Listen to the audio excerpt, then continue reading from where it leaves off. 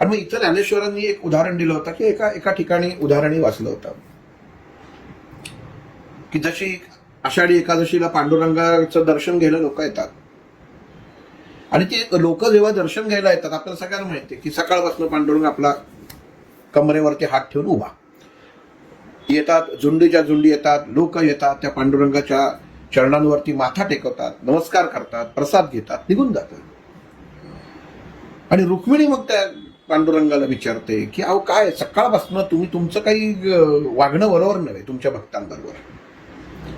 म्हणजे एवढे भक्त तुमच्या जवळ येतात, तुमचे पाय चरण तुमचे आपलं माथा टेकवतात, तुम्हाला गंध लावतात, तुळशी माळा घालतात, पण तुम्हाला असं कधी वाटत नाही का की कमरेवरचा हात काढावा आणि त्याला उचलून घ्यावं.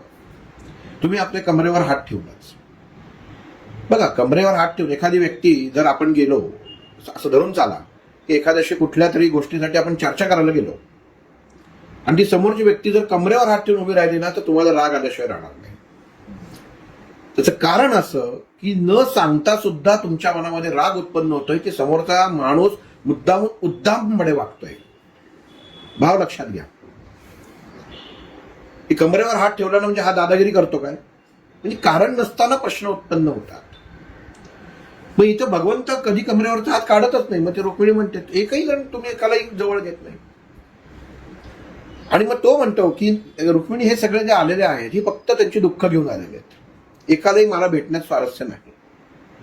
फक्त माझ्याकडे यायचं, त्यांचं गारणं ओकायचं, माझ्या चरणांवरती डोकं टेकवायचं, प्रसाद घ्यायचा आणि निघून जायचं.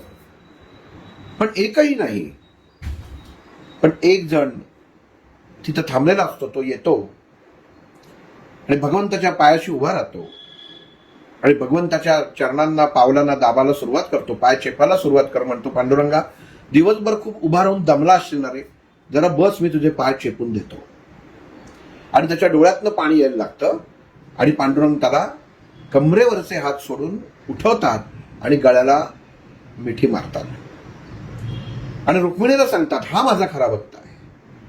हा सकाळपासून उभा होता, पण हा बाजूला उभा होता, हा पाहत होता, पण हा येऊन फक्त नमस्कार करून गेला नाही. तर मला काय वेदना होऊ शकतात किंवा माझ्या संवेदना काय आहेत हा जाणून घेऊन याच्या डोळ्यांमध्ये अश्रू उभे राहिलेले आहेत आणि हा माझा खरा भक्त आहे. आणि हा भक्त म्हणजे नामदेव महाराज होते, की नंतर कधीच वेगळं झाले नाही. नाम आणि ज्ञान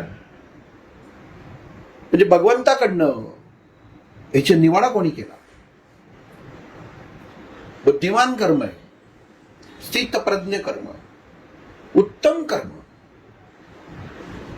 पांडुरंग तोच, कृती तीच, पण कृती करताना मनामध्ये असलेला भाव वेगळा होता म्हणून भगवंताची प्राप्ती झाली.